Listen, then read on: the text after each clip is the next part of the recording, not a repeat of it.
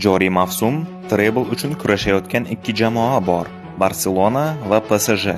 Ularning bosh murabbiylari esa bu ishni avval ham uddalagan tajribali mutaxassislardir. Boshlashimdan oldin videoga like bosib sahifamga obuna bo'lib qo'ysangiz, shu kabi qiziqarli yangiliklardan xabardor bo'lib borasiz. Barselona bosh murabbiyi Hansi Flik 2020-yilda Bavariya bilan Bundesliga, Germaniya Kubogi va Chempionlar Ligasini yutib treblga erishgan. PSG bosh murabbiyi Luis Enrique 2015-yilda aynan Barselona bilan La Liga, Ispaniya Kubogi va Chempionlar Ligasida g'alaba qozonib, treble qayd etgan. Endi esa tarixni ikkinchi bor takrorlash uchun ularda imkoniyat bor.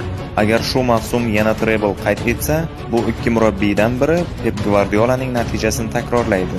Gvardiola hozirgacha bunday yutuqqa 2 marta erishgan yagona murabbiydir. 2009-yil Barselona bilan, 2023-yil Manchester City bilan treblga erishgan. Endi esa sizga savol: bu mavsumda kim tarixga kiradi? Flikmi yoki Enriquemi? Fikrlaringizni izohlarda yozib qoldiring.